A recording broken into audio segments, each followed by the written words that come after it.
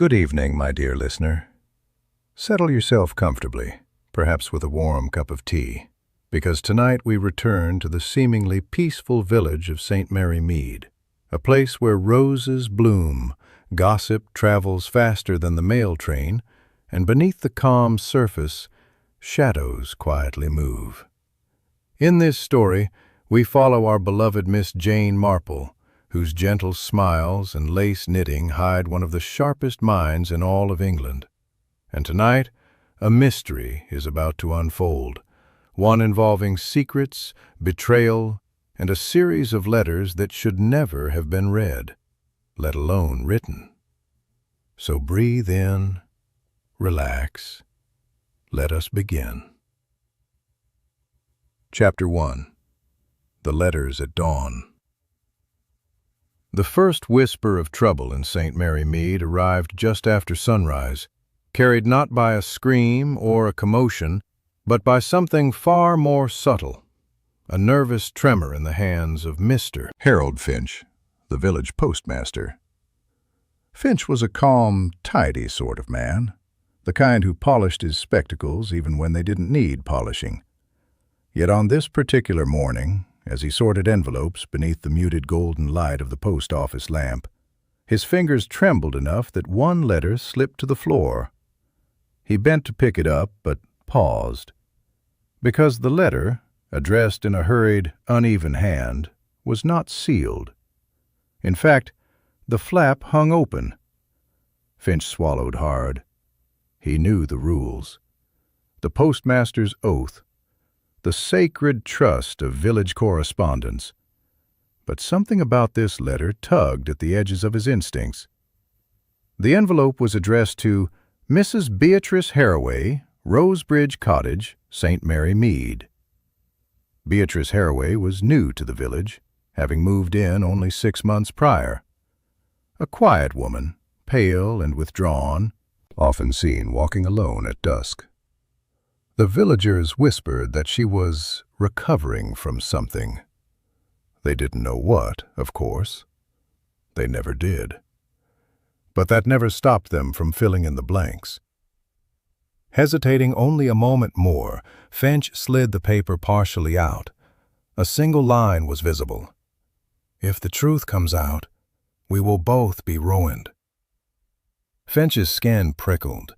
He pushed the paper back inside quickly and sealed the envelope with a dab of adhesive, his conscience loudly scolding him. But the words remained in his mind, echoing. He needed to tell someone discreet, someone wise, someone like Miss Marple. Miss Marple herself was tending to her violets when Finch arrived at her cottage, breathing heavily as though he had run the whole way, which he had. "Why, Mr. Finch," she said gently, "you look positively distressed. Do come inside." Her living room smelled faintly of lavender and old books, a comforting combination. Finch sank into the cushioned chair she indicated. "I've seen something troubling," he began. Miss Marple tilted her head slightly, not pushing, merely inviting. "It concerns a letter, Miss Marple." "Ah," she said softly. "The post is a sacred duty. I assume you did not open it deliberately." "No, never. It arrived unsealed, and the line I saw—" He hesitated again. Miss Marple nodded kindly. "You may tell me." Finch took a deep breath. "If the truth comes out, we will both be ruined." Miss Marple's knitting needles paused mid-air. "How very dramatic." "That's just it," Finch whispered urgently. "I fear something is wrong, terribly wrong." Miss Marple rose and poured him a cup of warm tea. "Mr. Finch." "Secrets are like embers. They burn quietly until someone stirs them.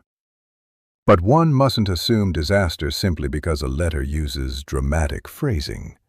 She smiled. "But one must also not ignore it." Finch leaned forward. You understand, then? I understand, Miss Marple said, that Mrs. Harroway may be in some form of difficulty, and if there is danger, well, it is best to notice it before it grows. Just then a soft tap-tap sounded at her window. They both turned. A young village boy, Timothy Price, stood outside, pale and frightened. "Miss Marple," he called, "you must come quick. It's Mrs. Harroway. She's collapsed." The teacup slipped from Finch's trembling hands and shattered. Miss Marple didn't hesitate. "Show me," she said calmly. "At once." Rosebridge Cottage sat on the outskirts of the village, surrounded by wild hedges and climbing roses. As Miss Marple and Finch hurried behind the boy, a sense of heaviness clung to the air, like the sky itself was holding its breath. They found Mrs. Beatrice Harroway lying on the gravel path near her garden tulips, her complexion ghostly pale, her eyes half open but unfocused. Finch gasped. "She looks alive," Miss Marple interrupted, kneeling beside the woman. "Though barely." Mrs. Harroway's lips moved faintly, forming fragments of words. "You must stop them." Miss Marple leaned closer. "Who, my dear? Who must be stopped?" But Mrs. Harroway's eyes fluttered shut. Footsteps came rushing toward them as Dr. Lionel Grafton arrived, medical bag in hand, and concern etched across his features. "I'll take over, Miss Marple," he said briskly.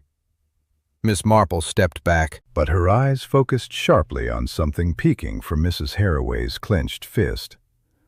A torn piece of paper, a fragment of a letter, and on it, in the same hurried handwriting Finch had described, was a single word: murder. Miss Marple's expression did not change outwardly, but her mind had already begun assembling the shape of a puzzle no one else yet realized existed. What do you think Mrs. Harroway was trying to warn Miss Marple about? Share your theory in the comments. Chapter 2. Shadows in the Manor Hallway. Sherlock Holmes universe, following your mystery rulebook structure. The storm outside intensified, drumming violently against the tall windows of Blackwood Manor as Dr. Watson followed Holmes across the dimly lit entrance hall. Lightning flashed, briefly illuminating the stern portraits of long-dead Blackwood ancestors staring down at them with cold, watchful eyes. Holmes paused near the central staircase. "Watson," he murmured, crouching to inspect the floorboards. "Notice anything unusual?" Watson knelt. "Scuff marks, as if someone was dragged across here?" "Precisely." Holmes rose. "Lady Agatha claimed she found her husband collapsed in his study, yet the marks begin here, not near the study. Already her story begins to unravel." They moved deeper into the manor. The ancient hallway creaked under their steps. A tall grandfather clock ticked, though its pendulum swung irregularly. Holmes tapped it lightly, frowning. "Tempered with," he said. "Someone wanted to distort the timeline." Before Watson could respond, a faint voice echoed from the far end of the corridor. "Is someone there?" A young maid, trembling, appeared from behind a side door. Her apron was wrinkled, her eyes red as if she had been crying. Holmes approached gently. "Miss, you seem frightened. Did you witness something?" She hesitated, looked around, leaned closer. I saw Master Blackwood last night," she whispered. "He wasn't alone." "Who was with him?" Watson asked. Her voice dropped even more. "A man wearing a dark coat. I'd never seen him before, and he carried a dagger." Holmes and Watson exchanged a quick glance. "A dagger, you say?" Holmes questioned. "Describe it." "It had a curved blade," she said, demonstrating its shape with her finger in the air. "And symbols on the handle. Old symbols." Holmes's eyes sharpened. "Ancient runic carvings?" She nodded. Watson swallowed. "Holmes, that matches the description from the inspector's earlier case notes." Holmes straightened, mind racing. "Which means our killer did not act in haste. He came prepared. He came with a weapon of purpose." A sudden crash echoed from upstairs, glass shattering violently. The maid screamed. Holmes sprinted toward the staircase. "Watson, quickly!"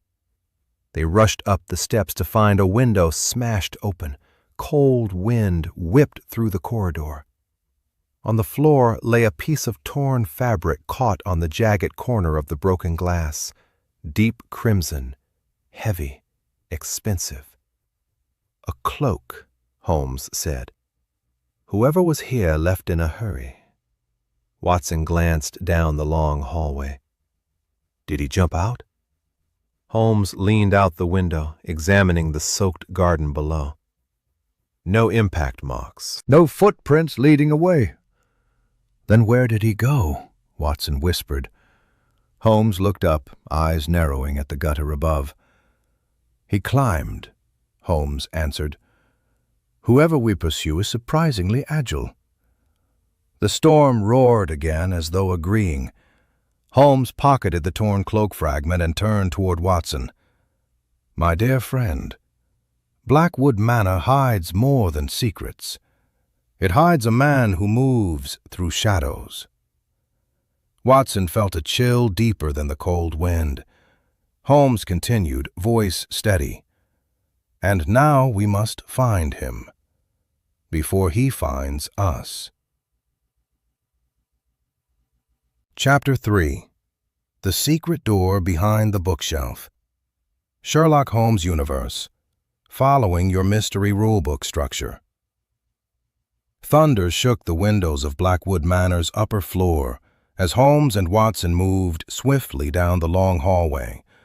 Holmes's sharp gaze scanned every detail, the cracks in the walls, The candle soot, the damp footprints half faded on the wooden panels.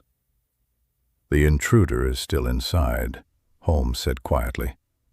Watson tightened his jaw. "Then we must corner him before he escapes."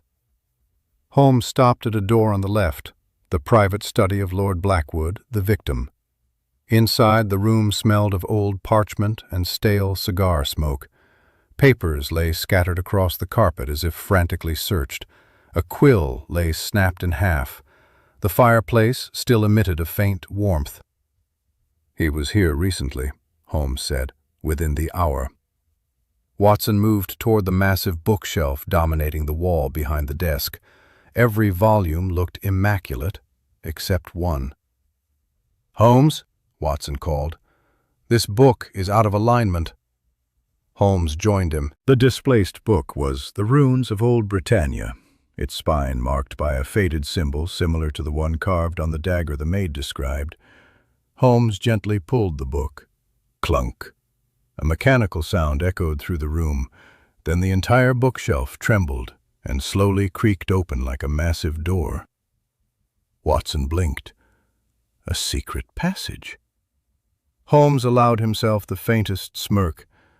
Every manor of ill reputation has one. They stepped inside. The narrow passage smelled of damp stone and cold earth.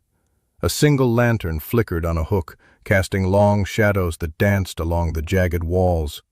Watson shivered. "Holmes, someone uses this often." Holmes crouched to examine the ground.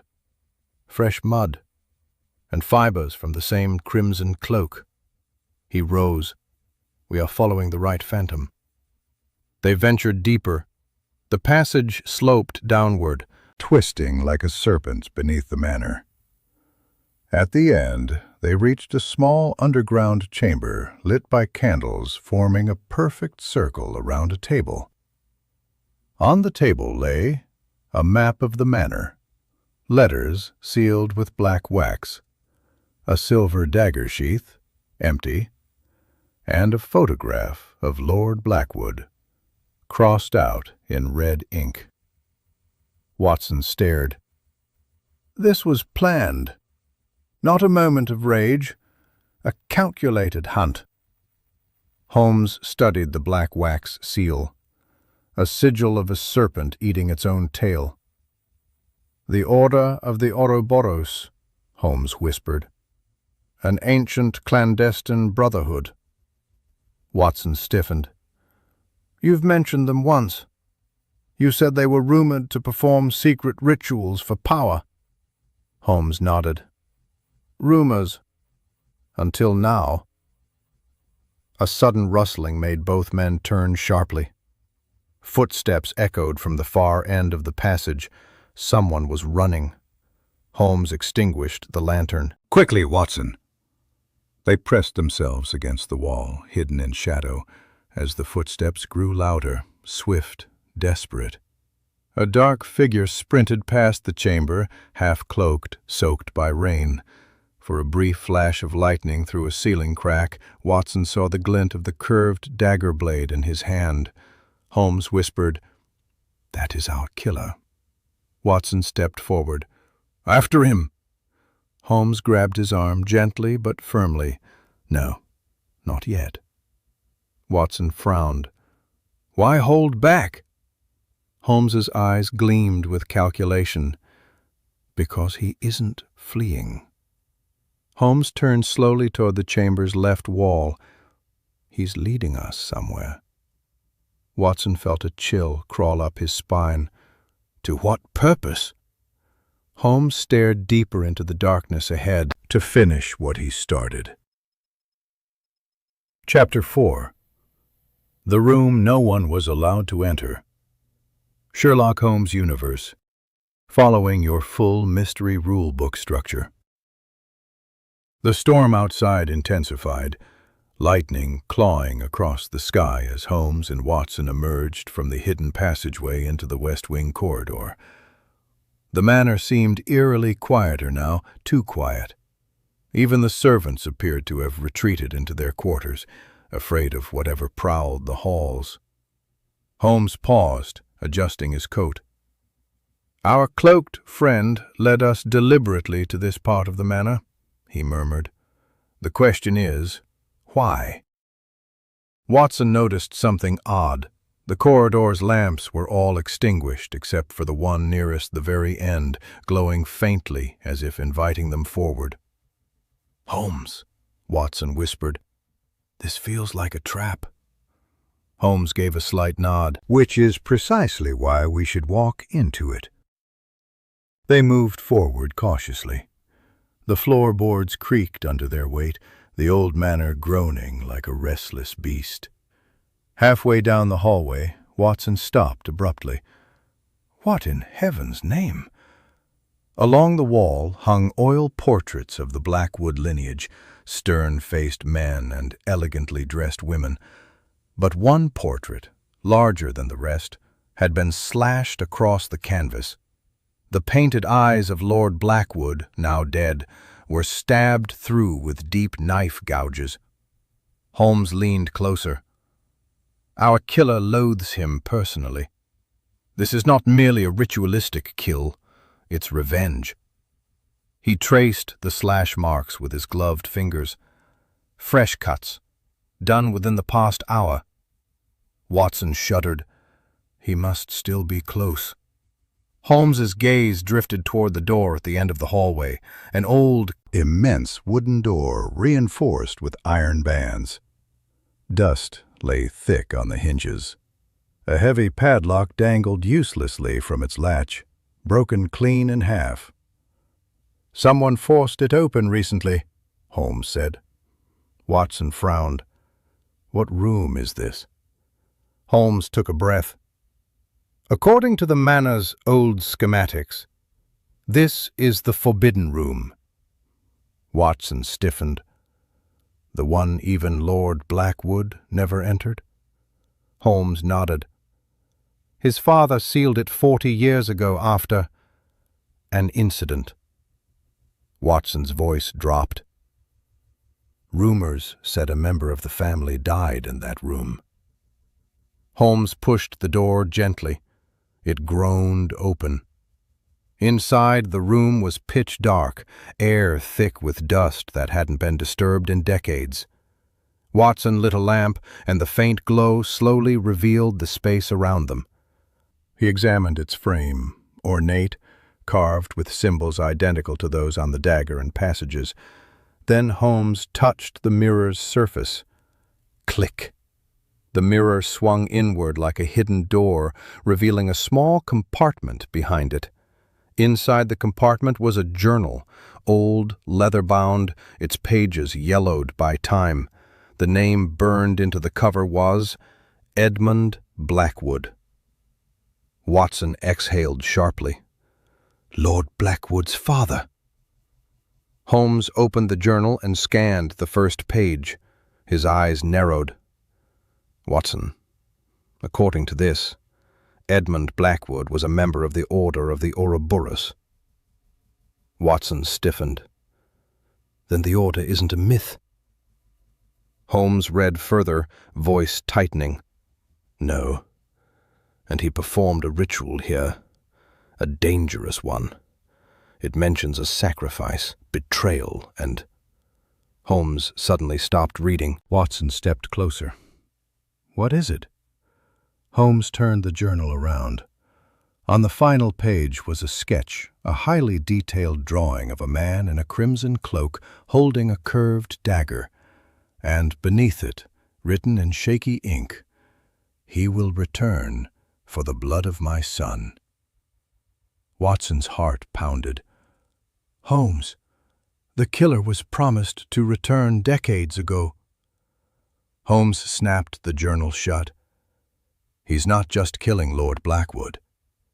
His voice dropped to a grim whisper. He's finishing an ancient pact. A loud thud echoed from behind the door. Both men spun. Footsteps, slow, deliberate, approaching the forbidden room. Holmes motioned Watson to douse the lamp. They stood in darkness. The footsteps stopped right outside. Silence. Then a calm but chilling voice spoke from the hallway. Sherlock Holmes, I have been expecting you. Chapter 5. The Voice in the Corridor. The voice drifted through the half-open door like a chill draft, soft yet unnervingly composed. Sherlock Holmes, I have been expecting you.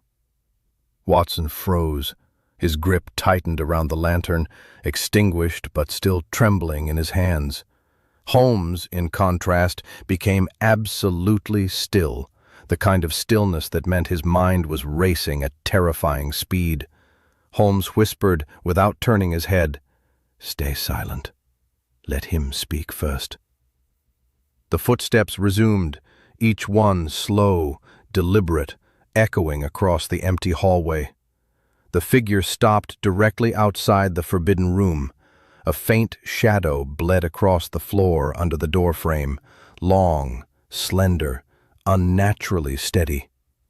Holmes stepped forward. "Show yourself," he said calmly, though Watson could feel the electric tension in the air. The door creaked open another inch, pushed by a single gloved hand, and then the figure stepped into view. He was tall, draped in a deep crimson cloak with a hood that shadowed his face. Only the lower half was visible, a sharp jawline, pale skin, and a faint scar running along the edge of his chin. His gloved right hand held something metallic, round and engraved. Watson's breath caught. It was the same sigil they'd seen countless times, the serpent devouring its own tail. Holmes spoke first. "I presume you are the one continuing Edmund Blackwood's tradition." The figure tilted his head. A father's sins are often paid by his sons. Lord Blackwood was merely the first step. Watson stepped forward. First? You mean there will be more murders? The figure did not look at him. You should concern yourself with your own survival, Doctor. Holmes subtly positioned himself between Watson and the intruder. I have questions, Holmes said, and I am certain you've come prepared with answers. A soft laugh echoed under the cloak. Your confidence borders on arrogance, Holmes.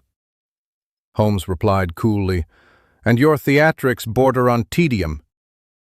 For the first time the man's posture shifted. Watson saw a glimmer, annoyance. Good, Watson thought. Holmes had his hook. The cloaked man paced slowly around the edges of the room, as if inspecting it for the first time in decades. Do you know why Edmund Blackwood sealed this room? He asked. Holmes folded his arms. To hide what he had done. To hide what he had unleashed, the man corrected. He stopped beside the cracked mirror, running a gloved finger along its jagged edge. He feared the order. He feared its punishment. And most of all, he feared me. Watson felt a cold wave wash over him. This wasn't just a killer. This was someone with deep knowledge, deep history, and an almost cult-like certainty in his mission. Holmes, however, remained unshaken. You speak as though you were wronged, Holmes said. Yet you stalk corridors with daggers and sigils, killing those who cannot defend themselves. The man turned sharply. Lord Blackwood was far from defenseless. He knew I was coming. Holmes raised an eyebrow. He did. The man reached into his cloak and tossed something toward Holmes's feet. It clattered across the dusty floor, an envelope sealed with the same wax emblem. Holmes crouched and picked it up. Inside was a single sheet of paper. Watson leaned close as Holmes read aloud. I know he is coming. Hide what I told you. Do not speak of the woman in the photograph. B. Watson blinked. B? That's Lord Blackwood's handwriting. Holmes looked up. He sent this before he died. The cloaked figure nodded slowly. He tried to warn me, but his warning came too late. The air in the room thickened. Holmes asked sharply, So who is the woman in the photograph? The man stiffened. Silence. A long, heavy silence. Then, a sudden crash shook the manor. Somewhere downstairs, a door slammed violently. Holmes reacted instantly, stepping back. Watson, downstairs, now. There's another player in this game. But the cloaked man raised a hand. You won't catch them. Holmes stared at him. You know who it is. I know much more than that. Before Holmes or Watson could react, the cloaked figure stepped backward toward the corridor and tossed a small metal object to the floor. Holmes's eyes widened. A smoke capsule. Watson, cover your mouth. The capsule erupted into a cloud of thick, choking gray smoke. Watson coughed, instinctively shielding his face. Holmes forced his way toward the doorway, pushing through the haze, but by the time the smoke thinned, the cloaked man was gone. Only the echo of his parting words lingered in the corridor. Find the woman. She holds the truth.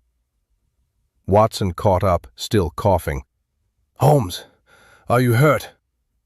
No, Holmes muttered, but our investigation has shifted. He lifted the envelope again. The woman in the photograph, whoever she is. Blackwood feared she would be discovered. Watson frowned. And the cloaked man said she holds the truth. Holmes nodded. That means she is still alive. Watson's eyes widened. Alive? But the photograph looked decades old. Holmes returned to the forbidden room, scanning the cracked mirror, the chair, the journal. "Watson," he said, voice sharp with new direction, "we must find the rest of that photograph, and quickly." Then Holmes froze. On the back of the torn photograph piece, faintly visible under the lamp's glow, was an address, barely readable but unmistakably real. Holmes whispered, "Watson, the woman was last seen in Briar Hollow Cottage." Watson swallowed. "And the cloaked man is going there too." Holmes's eyes hardened with resolve. "Then we must reach her first." Chapter 6. Race to Briar Hollow Cottage.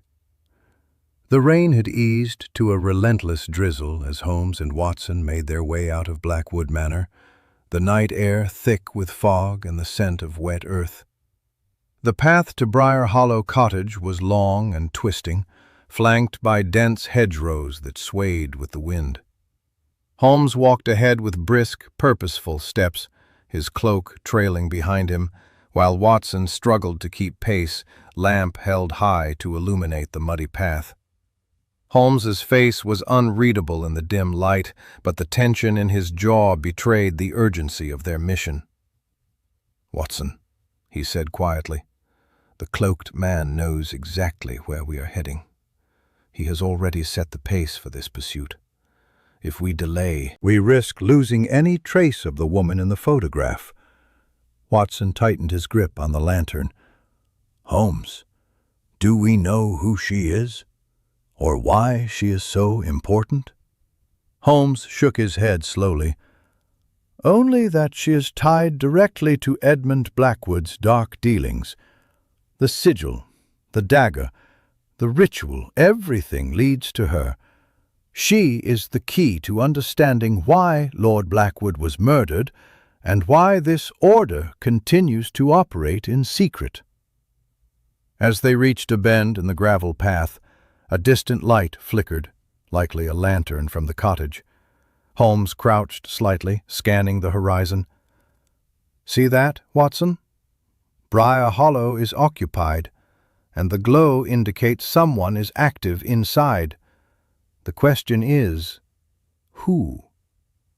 They moved stealthily, the crunch of wet gravel beneath their feet masked by the patter of rain. Holmes held up a finger, signaling Watson to stop. He leaned over, peering through the mist toward the small, ivy-covered cottage.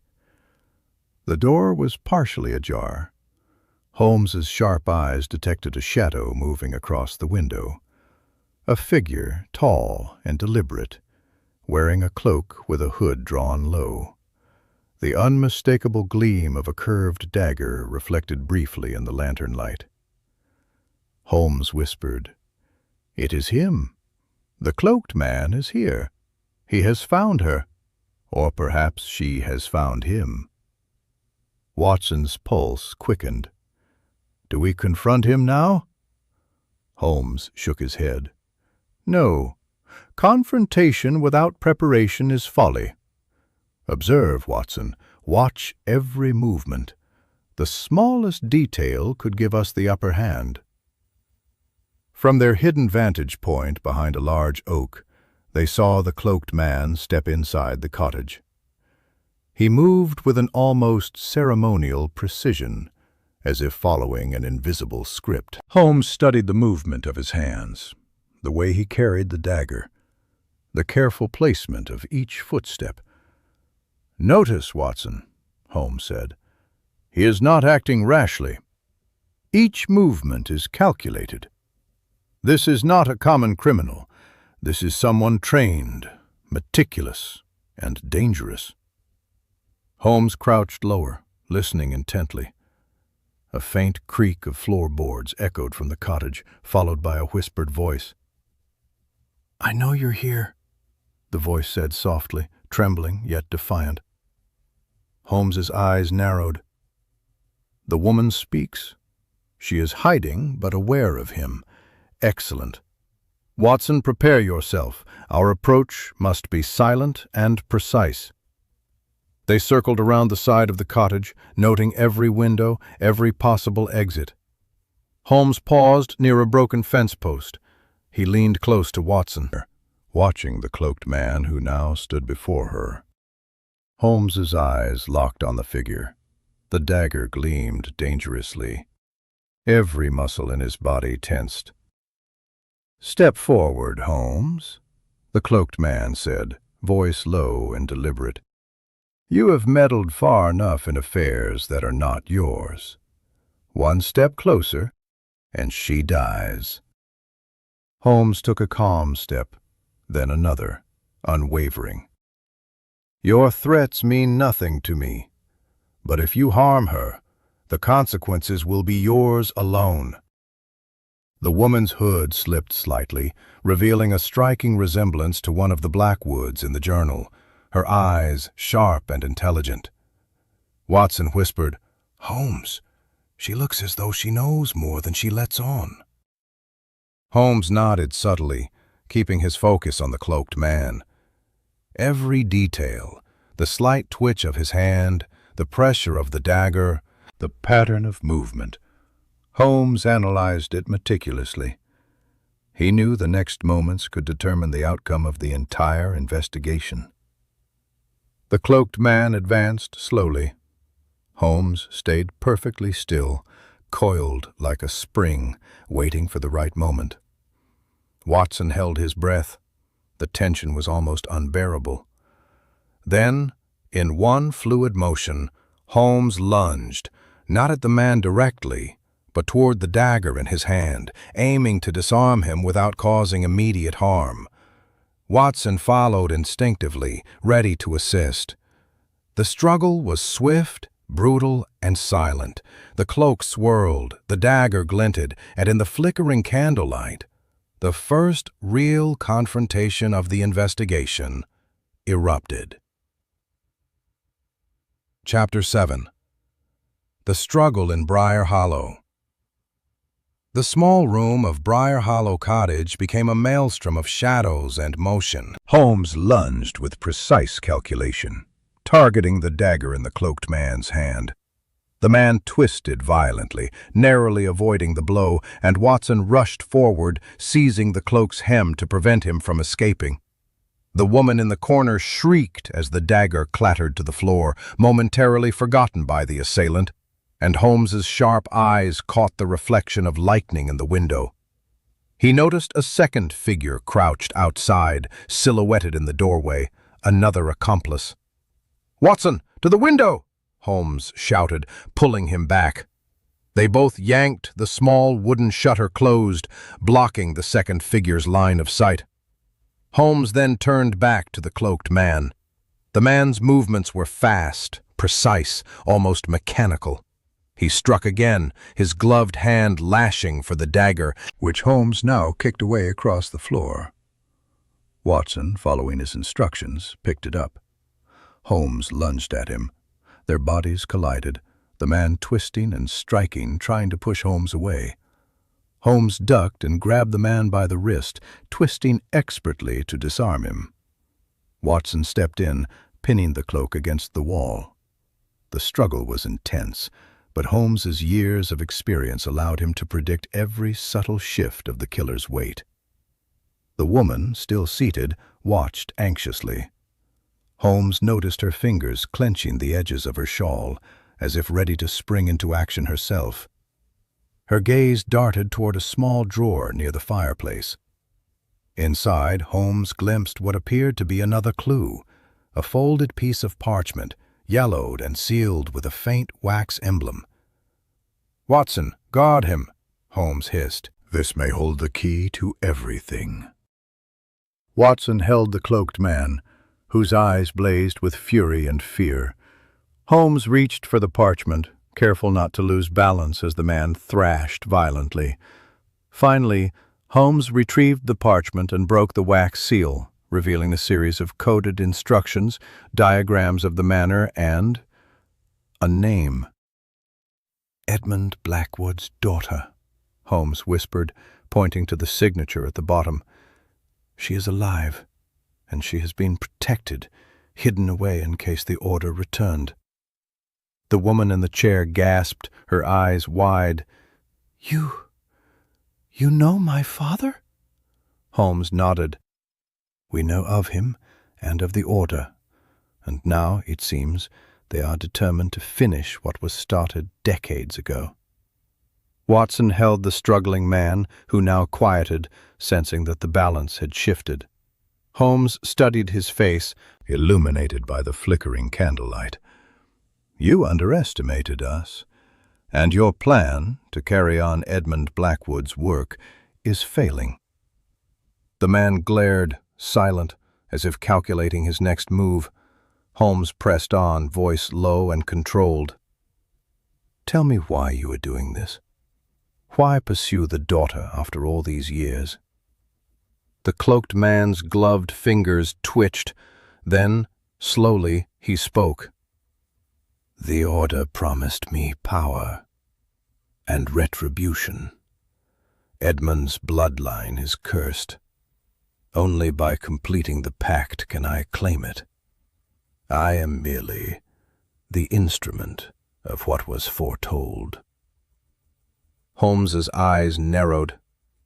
"Instrument or murderer, you forget. Justice is not foretold. It is earned." Watson tightened his grip as the man's resistance increased. Suddenly, the woman sprang forward, surprising both men. She moved with remarkable agility, snatching the dagger Holmes had kicked across the floor and spinning to face the cloaked man. "I will not let you harm him," she shouted. Her movements were precise, her aim true. She held the dagger in a defensive stance. The killer hesitated, startled by her courage. Holmes realized she was far braver than she appeared in the photograph. Holmes took a calculated step forward. "Step aside. You will not harm him, nor yourself, if you follow my instructions carefully." The woman, still holding the dagger, hesitated but then lowered it slightly, trusting Holmes' calm authority. The cloaked man's expression hardened, rage flickering across his features.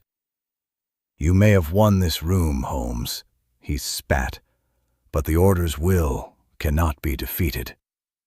Holmes remained steady. "Perhaps. But tonight, your will ends here. Watson, restrain him more securely." "We will deliver him to the authorities and ensure he cannot harm anyone else."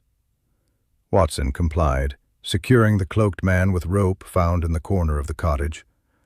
The woman, her hands trembling, finally lowered the dagger completely, relief washing over her features. Holmes turned to her, examining her closely. "You are the daughter of Edmund Blackwood. You hold secrets that many would kill to obtain. But you are safe now, at least for tonight." She nodded, her eyes glistening with a mixture of fear and gratitude. "I've been hidden all these years, waiting for someone to find the truth." Holmes studied the coded parchment again. "And now the truth is revealed. But there is more work to do.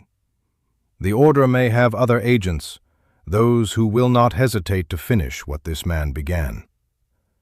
Watson stepped closer, glancing at the subdued figure on the floor. "Holmes, do we pursue them tonight?" Holmes shook his head. "Not yet. We secure what we have here first. Every detail matters.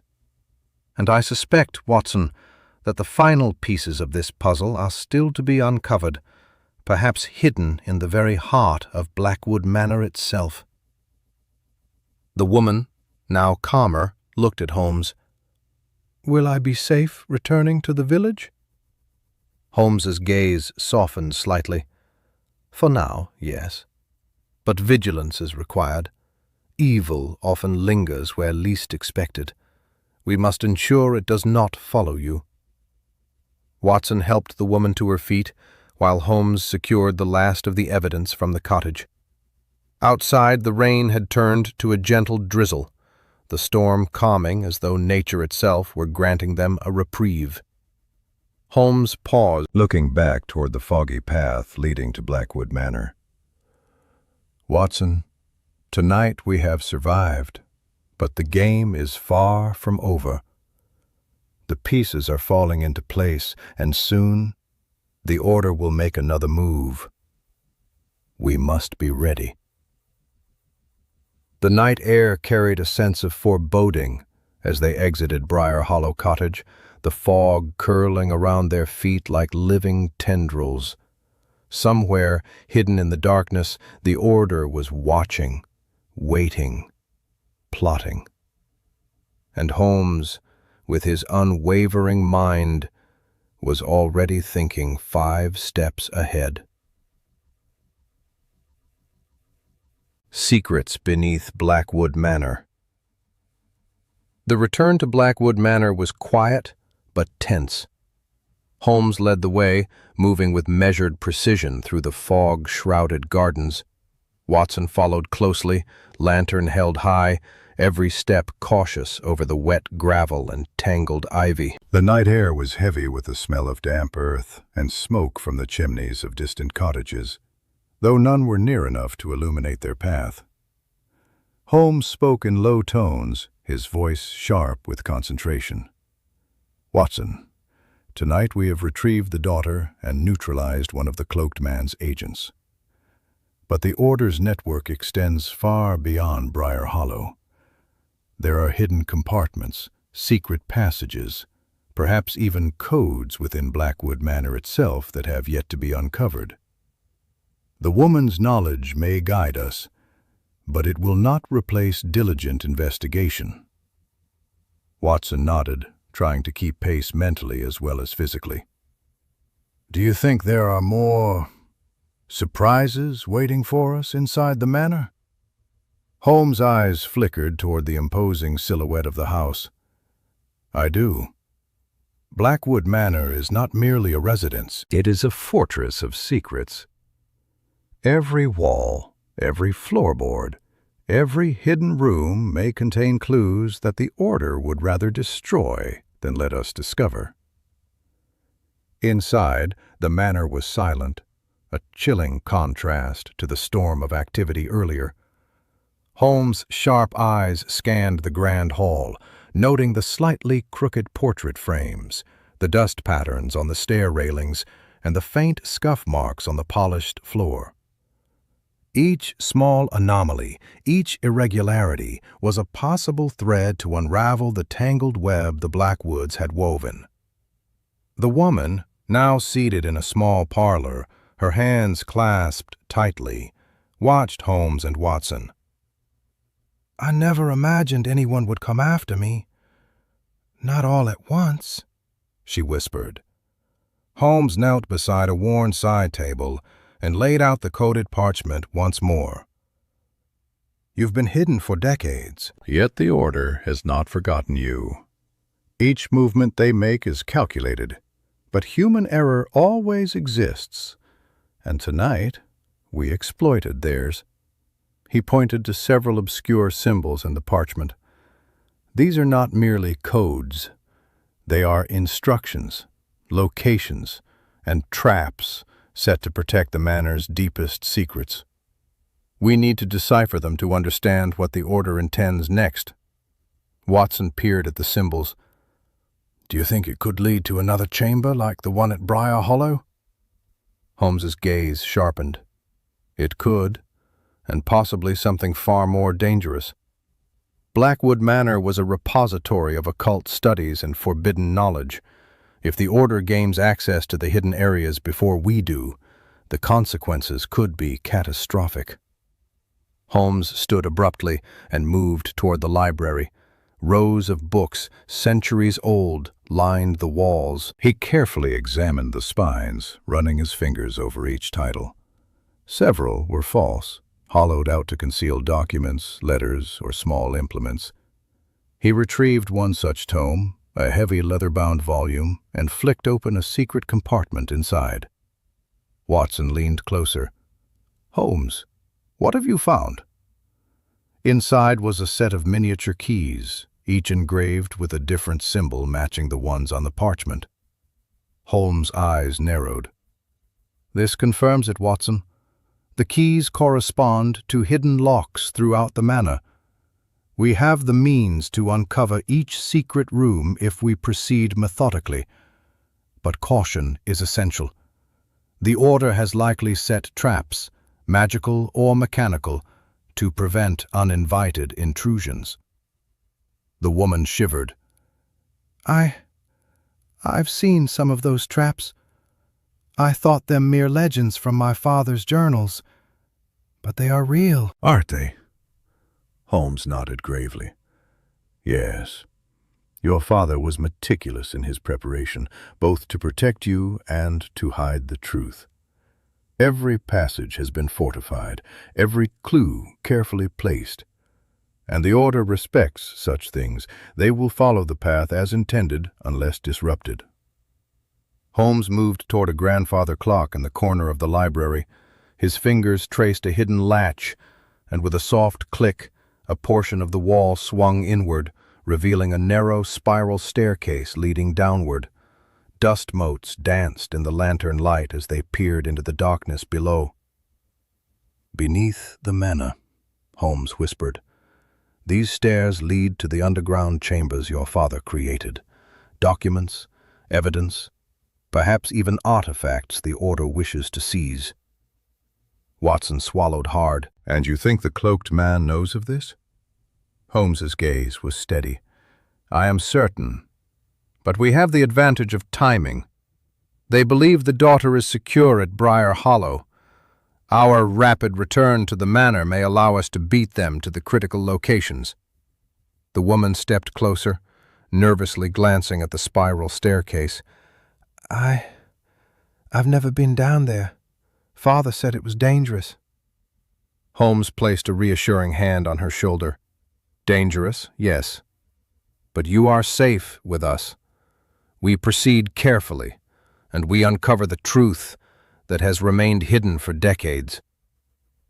Together they descended. Each step creaked beneath their weight, echoing into the blackness. Holmes's lantern cast long shadows across the damp stone walls, revealing faint markings, symbols, and scratches, evidence of prior explorations or warnings. Holmes paused, studying one particular symbol. "Watson, look closely. This is not merely a warning. It is a directional sign designed to guide or mislead. If the Order has followed these signs, they may have already encountered some traps, but we must move forward." The spiral staircase opened into a vast subterranean hall lined with ancient oak shelves, metal cabinets, and sealed chests. Dust hung in thick layers, disturbed only by their footsteps. The air smelled of aged paper, candle wax, and something faintly metallic. Holmes knelt before a large chest, examining its lock and the symbols engraved upon it. "This is what we've been searching for. The knowledge your father kept hidden, the secrets the Order desires." Watson glanced at the woman. "Are you ready?" She nodded, her face pale but determined. "Yes. For the first time in my life, I want the truth revealed." Holmes carefully inserted one of the miniature keys, aligned perfectly with the symbol. The lock clicked, and with a creaking sound, the chest opened, revealing scrolls, letters, and an assortment of objects tied to Edmund Blackwood's mysterious dealings. Holmes's eyes gleamed. At last, the core of the mystery. But we must remain vigilant. I am certain the Order has eyes on us, even here in the manor's depths. Watson looked at the woman, at Holmes, and at the treasure trove of hidden documents. "Holmes, are we ready for what we might uncover?" Holmes's face set in determination. "We have no choice. The truth awaits, and with it, the next step in this deadly game." Chapter 9. The Order Strikes Back. The underground hall beneath Blackwood Manor hummed with tension. Holmes and Watson carefully examined the collection of scrolls, letters, and artifacts retrieved from the chest, while the young woman, the daughter of Edmund Blackwood, watched nervously. Each document revealed fragments of the Order's past operations, secret codes and plans that stretched across decades. Holmes's sharp eyes scanned a particularly aged parchment, its edges brittle and stained. "Watson, see here," he said, pointing to a series of symbols arranged in what appears to be a map. "These are locations of safe houses and hidden caches. The Order has been operating in the shadows longer than anyone could have suspected." Watson leaned closer, frowning. "Do you think the cloaked man we confronted at Briar Hollow is part of a larger network?" Holmes nodded. "Undoubtedly. He is but a single operative." The real threat lies in the network itself. The men and women who have trained for years to protect these secrets, to advance the Order's agenda, and to eliminate any obstacles in their path. A sudden sound made them all freeze. Footsteps, deliberate, slow, and echoing off the stone walls of the subterranean hall. Holmes's eyes narrowed. "They found us," he whispered. "The Order moves faster than I anticipated. Watson, stay close. We must be prepared for confrontation." From the darkness emerged a group of figures, cloaked and hooded like the man they had subdued at Briar Hollow. They carried lanterns illuminating their path, and the glint of weapons flashed faintly in the dim light. The leader stepped forward, his presence commanding, exuding authority. "Holmes," he intoned, voice cold and precise. "You have meddled in affairs beyond your comprehension. Hand over the documents, and perhaps we will spare your companions." Holmes's gaze was steady, unflinching. "Threats do not intimidate me, and you will find that we are prepared for your arrival. The documents will remain in my possession, and the Order will answer for its crimes." The young woman gasped, clutching the dagger Holmes had returned to her. They want to kill us." Holmes quickly assessed their formation, every minute detail of stance, weapon placement, and movement pattern etched into his mind. "Watson, we need a diversion. Lead them toward the northern corridor while I secure the documents and guide her to safety." Watson nodded, adrenaline surging. He moved swiftly, creating a noise by knocking over a stack of crates, drawing the group's attention. The leader barked orders, sending his operatives down the corridor. The hall echoed with hurried footsteps as the Order's members followed, unaware that Holmes had anticipated every step. Holmes grabbed the woman's arm gently. "This way. There is a hidden passage beneath the fireplace. Follow me closely." The passage was narrow and lined with centuries-old bricks. Dust fell from the ceiling as they moved, the air damp and suffocating. Holmes lit a small lantern and handed it to her. "Keep it steady. Any sudden movements could alert the others." As they descended deeper into the labyrinth, Holmes examined a series of cryptic symbols carved into the walls. "These markings, they are both warnings and guides. Your father left them for moments exactly like this." The young woman swallowed hard. "I never thought I'd actually follow them." "I always believed the manor itself was a trap waiting for me." Holmes smiled faintly. "Indeed, it was designed to test courage, wit, and persistence. Tonight, all three will serve us well." Back in the main hall, Watson's diversion had worked. The Order's operatives were lured into a tactical trap Holmes had studied carefully, a series of narrow corridors that limited their movement and allowed Watson to block exits with crates and overturned furniture. Holmes knew their delay would buy precious minutes. Meanwhile, the leader of the Order paused at a doorway, sensing Holmes's strategy. He anticipated this, the man muttered, frustration evident in his tone. No matter. We adapt. Holmes pressed on through the hidden passage, reaching a small chamber concealed behind a false wall. Inside, they found an assortment of documents, letters, and relics, proof of the Order's centuries-long reach, including a ledger that meticulously listed members, locations, and planned operations. This, Holmes whispered, eyes scanning the pages, is the heart of the Order. Destroy it, or make it public, and their empire collapses. The young woman stepped closer, examining the ledger. Father, he tried to protect people like me from this. All these years he left a path to safety and to justice. Holmes nodded gravely. Yes, and we are walking that path now. But the Order will not relinquish their secrets without a fight. We must anticipate their next move, even as we prepare to expose their history. Suddenly, a shadow fell across the chamber entrance. One of the remaining operatives had discovered the passage. Holmes reacted instantly, grabbing a loose metal rod and blocking the entrance.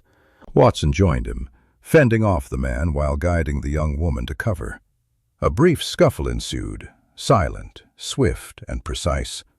Holmes' mind raced, calculating trajectories, leverage points, and timing. Within moments, the operative was subdued, disarmed, and tied securely. Holmes straightened, breathing heavily but composed. Watson, the next phase begins. We must exit these chambers carefully, neutralize any remaining threats, and ensure that the evidence reaches authorities who can act decisively. The Order's reach is long, but tonight, the veil of secrecy has been pierced. The young woman looked at Holmes with newfound respect and determination. I will help. Anything you need, I will do. Holmes' eyes softened slightly. Courage, intelligence, and composure. Your father's gifts are evident in you. Together, we may finally bring the Order to justice and secure your safety once and for all. As they prepared to emerge from the secret chamber, the distant sounds of pursuit reminded them that the Order was still active, still watching. The final confrontations were yet to come, but with each step, Holmes, Watson, and the young woman drew closer to unraveling the ultimate mystery of Blackwood Manor. Chapter 10. The Fall of the Order. The morning light struggled to pierce the heavy fog surrounding Blackwood Manor, casting an eerie glow on the dew-soaked gardens. Holmes, Watson, and the young woman emerged cautiously from the underground passage, having secured the vital ledger and documents that detailed the Order's extensive operations. Every step forward carried the weight of anticipation. Tonight would decide the fate of both the manor and the Order's legacy. Holmes motioned toward the front gates. We proceed methodically. The remaining operatives may attempt to reclaim their lost assets. Watson, you will remain on the flank to intercept any attempts to flee. We cannot allow them to regroup. Watson nodded, adjusting the strap of his satchel. Understood, Holmes. I'll cover our exit routes and prevent any escape. The young woman, standing slightly behind them, whispered, I've memorized passages through the manor, secret corridors my father used. I can guide us safely, avoiding the main halls where traps might still exist. Holmes's piercing gaze softened. Excellent. Lead the way, but remain vigilant. The Order does not relinquish control willingly. Every shadow may conceal a threat. Inside the manor, the atmosphere was thick with tension. Holmes' eyes scanned the portraits lining the walls, noting subtle discrepancies, the tilt of a frame, a smudge of dust that indicated recent passage. Watson, he murmured, our foes are clever but human. We will exploit predictable behavior patterns.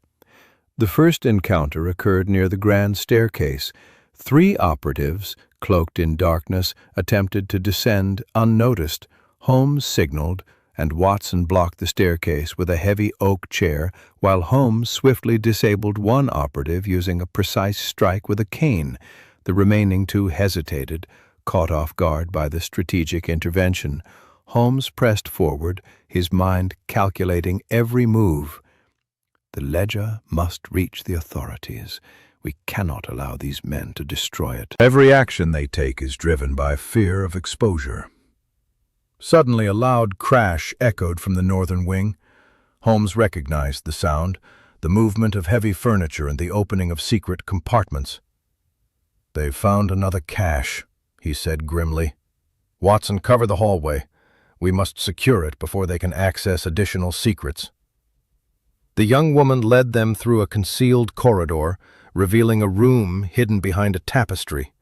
Inside lay additional scrolls, journals, and artifacts documenting Edmund Blackwood's life and the Order's clandestine schemes. Holmes's eyes gleamed. "At last, the final pieces. With these we can dismantle their network entirely." From the shadows, footsteps approached. The leader of the Order, the man who orchestrated the Briar Hollow attack, emerged, eyes cold and calculating. "Holmes," he sneered, "you think this ends with your little victories? The Order has survived centuries. You cannot stop us." Holmes stood tall, calm, and commanding. "On the contrary, your network is exposed. Your followers are captured or neutralized. Your reign ends today." A tense standoff ensued. The leader's hand twitched toward a concealed weapon, but Holmes anticipated the movement.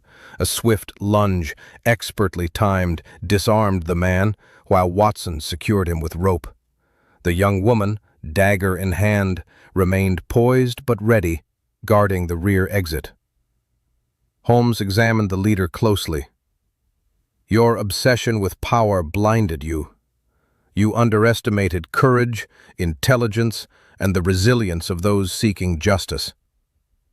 The leader glared but said nothing, realizing his defeat was inevitable. Holmes gestured to the captured operatives and the ledger. "These documents will be delivered to the authorities. Every plan, every safe house, every agent, exposed and rendered powerless." Watson exhaled, relief evident. "Holmes, it's finally over." Holmes shook his head slightly, eyes scanning the room. "Over for now. The Order is not easily extinguished, but their secrets are in the right hands. This family and those they protect can now live without fear." The young woman stepped forward, her expression a mixture of relief and reverence. "Thank you, Mr. Holmes. I feared the shadows would claim my life and my father's legacy." Holmes offered a faint smile. "Your father prepared well. Courage, patience, and foresight guided his actions. And today, justice has been served, not by fate, but by careful observation, deductive reasoning, and swift action." Outside, the fog was lifting, revealing the rolling hills surrounding the manor. Birds chirped cautiously, as if reclaiming the land after a long night of tension. Holmes, Watson, and the young woman emerged from the manor, triumphant but weary. Holmes turned to Watson. "We must ensure the authorities receive these materials immediately. The truth must be known, and the Order dismantled permanently." Watson nodded. "And the daughter? She remains safe now?" Holmes looked at her resolute. "Safe, for the first time in decades. She may now reclaim her life, her inheritance, and her family's legacy without fear of hidden threats." The young woman inhaled deeply, glancing at the horizon. "It feels like a new beginning." Holmes's gaze softened just slightly. Indeed. But remember, Watson, vigilance is a necessary companion to justice. We have won this battle, But the world is full of mysteries yet unsolved. As the sun broke through the last remnants of fog, illuminating Blackwood Manor in warm, golden light, the trio walked toward the village. Holmes's mind was already racing ahead, considering other cases, other shadows, other threats. For now, though, victory was theirs. The order had fallen, secrets were revealed, and justice, once again, had triumphed through the unparalleled genius of Sherlock Holmes. As the story of Blackwood Manor and the sinister order came to a close, the atmosphere softened. The fog of mystery lifted, leaving only clarity, reflection, and a sense of resolution. Holmes, ever vigilant, prepared to move on to the next challenge, but for this moment, the triumph was shared and savored. Thank you for joining me through this intricate tale, Holmes's voice might have said if he addressed an audience directly. From the foggy gardens to the secret chambers and the perilous encounters with the order, every detail mattered. Courage, logic, and keen observation have proven decisive. Watson, faithful chronicler, would add, "We witnessed shadows of danger, faced deception and betrayal, and uncovered secrets long hidden beneath the weight of time. Yet with steady minds and unwavering hearts, the darkness was overcome." The young woman, heir to the Blackwood legacy, stepped into the light of a new beginning. "I am grateful," she whispered, "for my safety, my family's secrets unveiled, and the justice served by Holmes and Watson. Life can now begin anew." And so, dear listener, as you reflect on this tale of cunning, suspense, And revelation. Remember, mysteries are never entirely gone. They are simply waiting for the right mind to illuminate the truth. What do you think of the Blackwood Order's secrets? Could there be more lurking beyond the manor? Share your theories in the comments below. Holmes, Watson, and the young woman fade from view in our imagination, leaving behind the satisfaction of a mystery unraveled and the promise that vigilance, intellect, and bravery will always prevail. This marks the conclusion of The Secret Letters That Shook St. Mary Mead, Miss Marple Solves Journey, a tale of peril, deduction, and the ultimate triumph of justice.